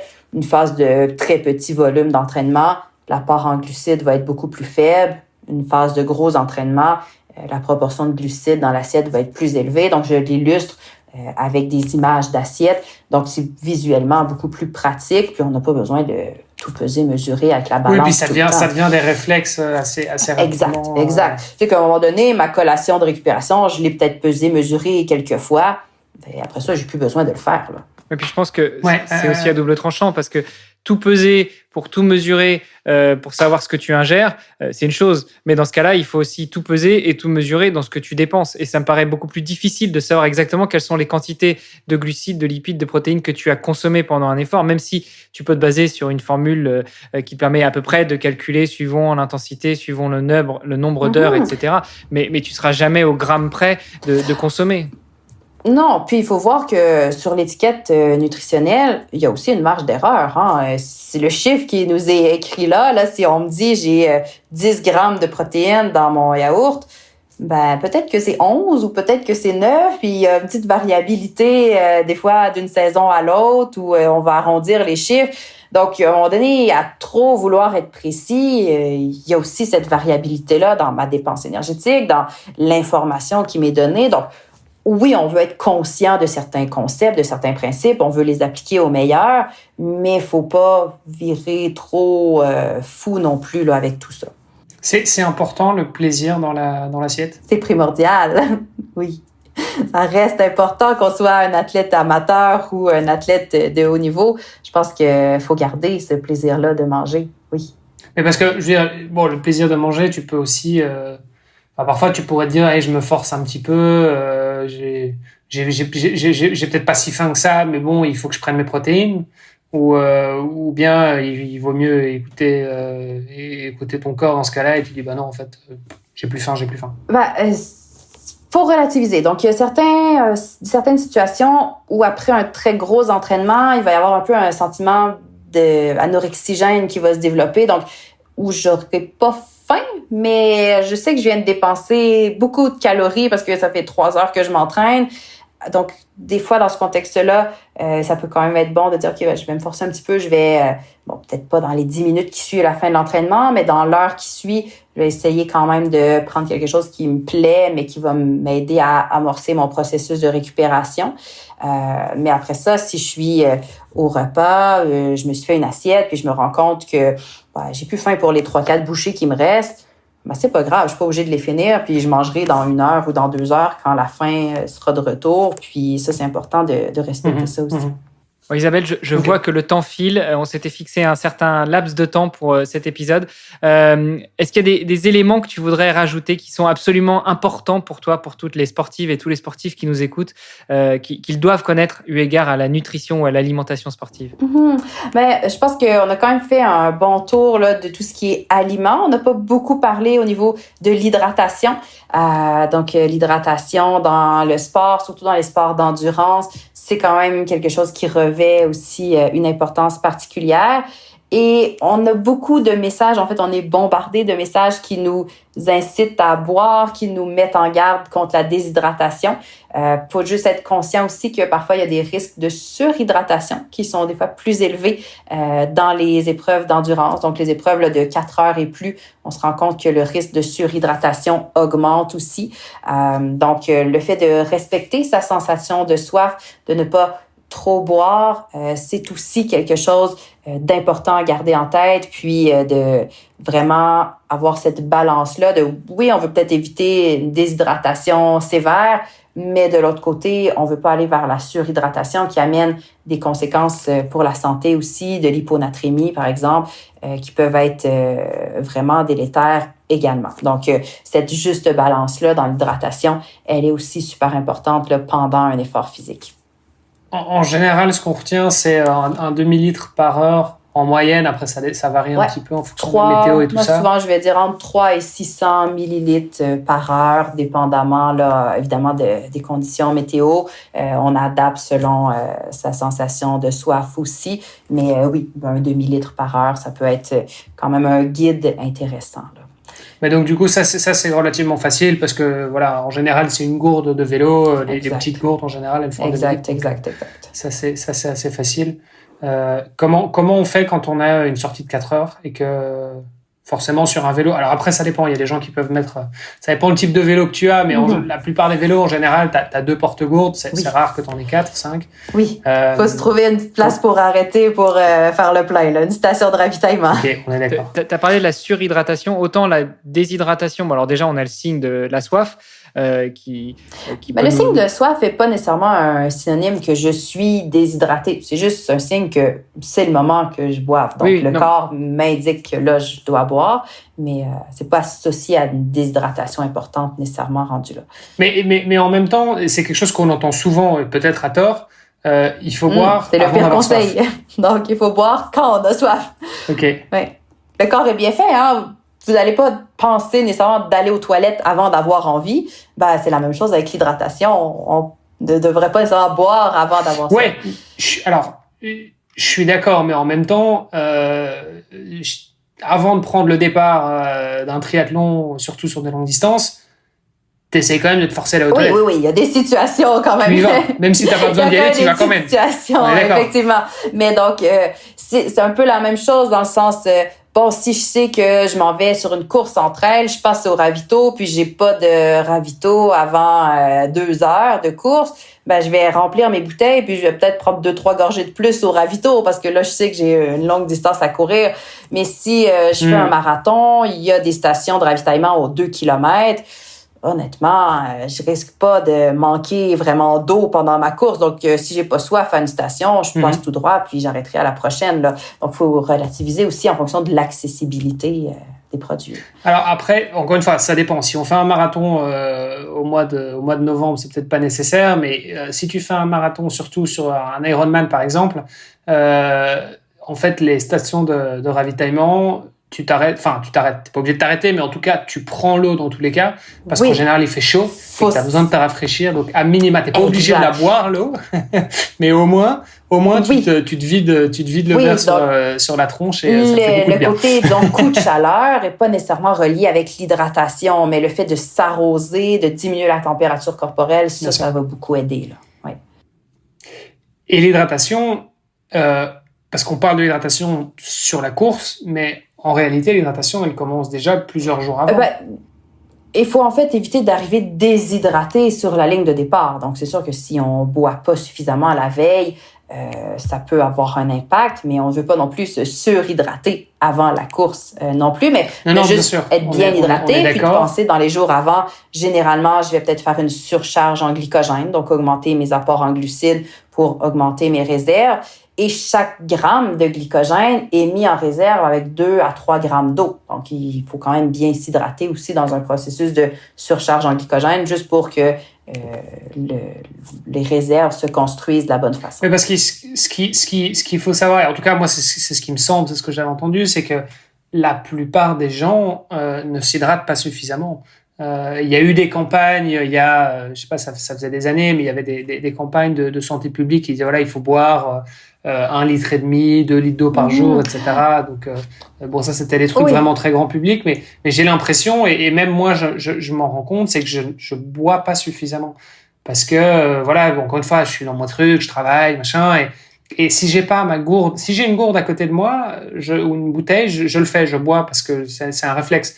Mais par contre, si je l'ai pas, en fait, je suis capable de pas boire pendant 6 heures.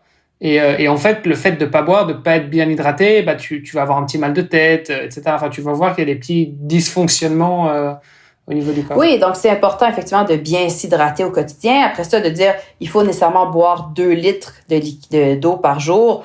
C'est relatif. Si je suis quelqu'un qui mange beaucoup de fruits, beaucoup de légumes, je bois 1 ou 2 cafés, je mange une soupe pour mon repas du midi, j'ai quand même des liquides dans tous ces aliments-là qui diminuent mon besoin en eau, versus si je suis quelqu'un qui mange très peu d'aliments d'origine végétale, qui boit pas d'autres liquides, là, mon besoin en eau va être plus élevé. Donc, d'avoir un chiffre unique à atteindre, c'est peut-être pas une recommandation universelle, mais encore là, la sensation de soif, le fait de boire sur une base régulière, sans se surhydrater, c'est encore là le message clé à retenir.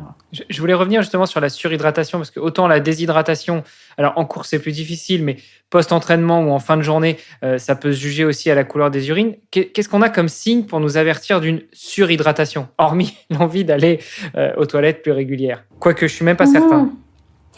Pendant l'effort, on va pas nécessairement toujours avoir cet effet-là d'envie parce que il y a des hormones aussi qui sont sécrétées qui peuvent venir bloquer un peu l'envie.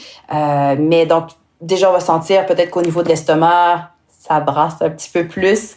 On peut se sentir sinon un peu plus étourdi. On peut sentir des nausées, avoir des vomissements qui sont présents. Donc, des fois, il y a aussi des gens qui vont confondre symptômes de déshydratation avec symptômes de surhydratation. Et dans des cas qui vont peut-être là, un petit peu plus loin, donc là, vraiment étourdissement qui peuvent mener à évanouissement, coma. On a des morts qui ont déjà été recensés aussi sur des épreuves comme des marathons dus à de la surhydratation. Donc, c'est des cas extrêmes, mais c'est des cas réels quand même. OK. Avant de te lâcher, parce que effectivement on arrive à la fin de l'épisode, Hermano parlait tout à l'heure du régime paléo. Est-ce que le cru, c'est quelque chose que tu recommandes particulièrement? Un régime crudivore à 100%, non, c'est un régime qui est assurément très, très déficient d'un point de vue nutritionnel. D'intégrer des aliments crus dans l'alimentation, oui, ça, assurément, c'est intéressant parce que la chaleur va parfois détruire certaines vitamines en partie. Donc, de manger une diversité d'aliments crus et cuits parce que la cuisson facilite aussi la digestion de certains autres nutriments. Donc, c'est quand même important d'aller chercher des modes de cuisson différents. Donc, on parlait de variété tantôt. Ça s'applique aussi sur les modes de cuisson. Mais l'alimentation crudivore, ça, c'est assurément déficitaire là, d'un point de vue nutritionnel. Donc, c'est à éviter si on est vraiment juste dans le cru tout le temps. OK, mais c'est bien de rajouter effectivement du cru. Typiquement, je me suis rendu compte il y a pas longtemps qu'en fait, je pouvais manger mes brocolis crus. Oui, des légumes crus, une salade, exactement. C'est des trucs, voilà, la plupart des gens, pour eux, ça leur paraît dingue, mais en fait, tu coupes ton brocoli en tout petits morceaux, tu fais une salade, je fais souvent ça, des salades de légumes avec carottes, courgettes, brocolis, chou-fleur, coupés en tout petits morceaux de l'huile et des noix. Moi, je passe mon chou-fleur dans le robot culinaire, ça fait une petite semoule comme du couscous, et là, tu peux te servir de ça comme base pour une salade. Ça fait différent, puis oui, c'est super intéressant. Donc, c'est d'y aller avec une variété là au niveau de la façon de présenter les aliments. OK. Et alors, une toute dernière petite question pour moi. Tu parlais tout à l'heure du microbiote et du système immunitaire. Est-ce que tu peux définir ce qu'est le microbiote et quel est son impact vis-à-vis du système immunitaire? Juste parce qu'on l'a mentionné, mais on n'a pas forcément expliqué ce que c'était. C'est quelque chose sur lequel on revient, Valentin revient beaucoup dans le livre Devenir triathlète, mais voilà, tout le monde ne l'a pas lu. Donc, est-ce que tu peux juste revenir? En fait, on pourrait en parler probablement pendant une demi-heure. Donc, il va falloir que je revienne. Mais donc, le microbiote, c'est vraiment tout ce qui est des micro-organismes, les bactéries qui vont résider dans le système digestif, donc toute la flore intestinale qui va avoir des interactions avec, entre autres, le système immunitaire, parce qu'il y a un 70% de notre système immunitaire qui est logé au niveau du système digestif à proprement parler. Donc, c'est sûr qu'il y a une bonne part de notre système immunitaire qui va être en interaction directe avec ce microbiote-là aussi. Donc, d'avoir un microbiote fort va nécessairement avoir un effet positif, bénéfique sur la santé immunitaire, mais sur plein d'autres aspects de santé. Et ça, c'est un domaine de recherche qui est somme toute assez nouveau et on se rend compte de plus en plus des interactions multiples avec différents facteurs de santé par rapport à cet aspect-là. Super. Écoute, merci beaucoup Isabelle d'avoir répondu à nos questions, d'avoir répondu présente à notre invitation. Pour terminer, où est-ce qu'on peut te retrouver sur les réseaux, sur Internet, si on veut en savoir plus sur toi, sur ton métier, si on veut continuer l'échange, où est-ce qu'on peut te contacter? Ou si on veut aussi se faire accompagner, peut-être, je sais pas, est-ce que tu accompagnes des athlètes Oui, encore? en France, là, j'ai pas vraiment de clientèle là, de ce côté-là pour le moment. Mais donc, j'ai un site web, isabellemorinnutrition.com. Donc, vous pouvez là me retrouver de cette façon-là. Sur le site de la Clinique du Coureur aussi, là. Donc, vous allez pouvoir aller chercher les blogs, les articles de blog si vous êtes intéressé par différentes formations en nutrition, dont le cours que je vais donner là, à Chamonix le 20-21 août prochain. C'est aussi disponible sur le site de la Clinique du Coureur.com. Donc, c'est des endroits là où vous pouvez facilement venir me trouver. Super. Écoute, merci encore. On te souhaite une bonne fin de journée, une bonne continuation. Et puis, on se donne rendez-vous peut-être plus tard pour d'autres précisions encore sur l'alimentation ou peut-être, qui sait, un jour sur une course quand tu seras en train de contrôler comment s'alimentent tes athlètes. Tout à fait. Ça m'a fait vraiment plaisir d'être avec vous aujourd'hui. Merci pour cette belle rencontre, Isabelle. Au revoir. Merci. Bye-bye. Salut. Merci d'avoir écouté cet épisode jusqu'au bout. N'oubliez pas de rejoindre notre groupe Facebook pour discuter avec les invités, commenter et poser vos questions. Et Olivier et moi, nous vous répondrons dans un prochain épisode. À la semaine prochaine. Salut les sportifs.